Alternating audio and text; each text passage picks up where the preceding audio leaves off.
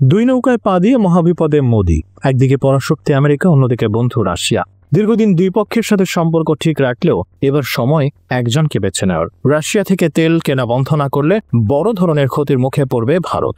সম্প্রতি মোদী সরকারকে হুঁশিয়ারি করে এমন বার্তা দিয়েছেন যুদ্ধবাজ ডোনাল্ড ট্রাম্প। ট্রাম্পের এই হুঁশিয়ারির পরই নড়ে চড়ে বসছে মোদী সরকার।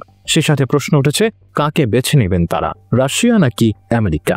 চলতি বছরের 27 আগস্ট থেকে ভারতের উপর আমেরিকার 50% বাণিজ্য শুল্ক কার্যকর হয়েছে এবং এর প্রভাবও স্পষ্ট দেখা যাচ্ছে। সেপ্টেম্বর মাসে মার্কিন যুক্তরাষ্ট্রে ভারতের রফতানি 20% কমেছে এবং গত 4 মাসের পতন 40%। দিল্লি ভিত্তিক গবেষণা প্রতিষ্ঠান গ্লোবাল ট্রেড রিসার্চ ইনিশিয়েটিভের পরিচালক অজয় শ্রীবাস্তব মনে করেন, ট্রাম্পের শুল্ক নীতি আরোপের কারণে সবচেয়ে বেশি ক্ষতিগ্রস্ত হয়েছে ভারত। এই বিশেষজ্ঞদের মতে আগামী মাসগুলোতে রপ্তানির ক্ষেত্রে এই পতনের পরিমাণ আরও বাড়বে। এদিকে হোয়াইট হাউসে সাংবাদিকদের সঙ্গে আলাপের এক পর্যায়ে ডোনাল্ড ট্রাম্প বলেন, তিনি চাইলে মোদির রাজনৈতিক ক্যারিয়ার শেষ করে দিতে পারেন। একই সঙ্গে মার্কিন প্রেসিডেন্টকে দাবি করতে শোনা যায়, রাশিয়ার কাছ থেকে তেল না কেনার আশ্বাস দিয়েছেন প্রধানমন্ত্রী নরেন্দ্র মোদী। এদিকে ট্রাম্পের এই দাবির পর ভারতীয় সংবাদ মাধ্যমে প্রশ্ন উঠেছে যে নরেন্দ্র মোদীর সরকারকে সত্যি এমন কোন আশ্বাস দিয়েছে? ট্রাম্পের এই বক্তব্যের কারণে ভারতে মোদী সরকারকে দেশের ভেতরে আক্রমণের মুখে পড়তে হয়েছে। শুধু তাই নয়, অনেকের প্রশ্ন তুলেছেন, ভারতের কোনো নীতিগত পরিবর্তনের ঘোষণা কি এবার থেকে মার্কিন যুক্তরাষ্ট্রের প্রেসিডেন্ট ডোনাল্ড ট্রাম্প করছেন? এদিকে মোদী চুপ থাকলেও ডোনাল্ড ট্রাম্পের দাবি প্রত্যাখ্যান করা বা সে প্রসঙ্গে চুপ থাকা এত সহজ নয়।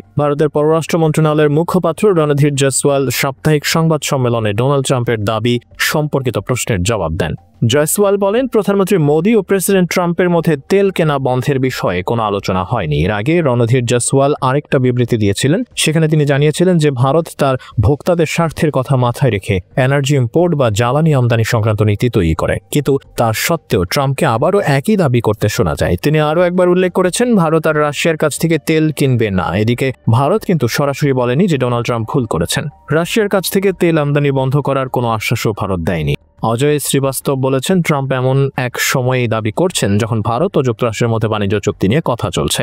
স্বাভাবিকভাবেই যুক্তরাষ্ট্র একটা শক্তিশালী দেশ, তাই মার্কিন প্রেসিডেন্ট যদি কিছু বলেন তাহলে ভারতের মতো দেশকে তার জবাব দিতে গেলে অনেক সাবধানতা অবলম্বন করতে হবে। তবে আমি মনে করি জবাব দেওয়ার বিষয়ে ভারতের এখন একটু স্পষ্টতা রাখা উচিত। ট্রাম্পের প্রেসিডেন্ট হিসেবে তার প্রথম মেয়াদে ইরান থেকে তেল আমদানি বন্ধ করার জন্য ভারতের উপর চাপ সৃষ্টি করেছিলেন, কিন্তু ইরানকে রাশিয়ার সঙ্গে তুলনা করা যায় না। স্নায়ুযুদ্ধের সময় থেকে ঐতিহাসিকভাবে রাশিয়া ভারতের অংশীদার। ট্রাম্প দাবি করেছেন যে মোদী তাকে রাশিয়া থেকে তেল আমদানি বন্ধ করায় প্রতিশ্রুতি দিয়েছেন, কিন্তু এটা বিশ্বাস করা কঠিন। যদিও অতীতে মার্কিন চাপের পর ভারত ইরান থেকে তেল আমদানি বন্ধ করে দেয়, কিন্তু ইরান রাশিয়ার মতো ঘনিষ্ঠ বন্ধু নয় এবং তখন ভারতের কাছে বিকল্প সরবরাহকারী ছিল, যা এখন আর নেই।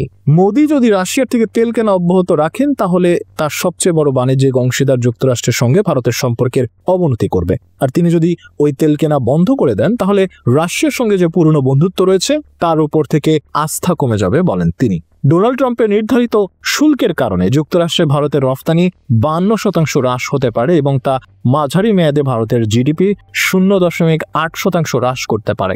ভারত যদি রাশিয়া থেকে তেল কেনা বন্ধ করে দেয় তবে বার্ষিক আমদানি বিল $4 বিলিয়ন থেকে $6.5 বিলিয়ন হয়ে যেতে পারে। এই অর্থ বছরের এপ্রিল থেকে আগস্ট পর্যন্ত ভারত রাশিয়া থেকে $1980 কোটি মূল্যের তেল আমদানি করেছে। গত বছরের এই একই সময় ভারত রাশিয়া থেকে $2230 কোটি বিলিয়ন মূল্যের তেল আমদানি করেছিল। অর্থাৎ রাশিয়া থেকে তেল আমদানি গত বছরের তুলনায় ইতিমধ্যে 11.2% হ্রাস পেয়েছে। অন্যদিকে গত বছরের তুলনায় যুক্তরাষ্ট্র থেকে ভারতের তেল আমদানি দ্বিগুণ হয়েছে। গত বছরের এপ্রিল থেকে আগস্ট পর্যন্ত ভারত যুক্তরাষ্ট্র থেকে $280 কোটি মূল্যের অপরিশোধিত তেল আমদানি করেছিল। তবে এই বছরের এপ্রিল থেকে আগস্ট মাস পর্যন্ত সময়ে তা বেড়ে $5 বিলিয়ন দাঁড়িয়েছে, অর্থাৎ 78.6% বেড়েছে। অর্থাৎ ভারত যুক্তরাষ্ট্র থেকে তেল আমদানি বাড়িয়েছে এবং রাশিয়া থেকে আমদানির পরিমাণ কমেছে। কিন্তু তা সত্ত্বেও ট্রাম্প খুশি নন এবং এটাই ভারতকে দ্বিধাদ্বন্দ্বের মধ্যে ফেলে দিয়েছে।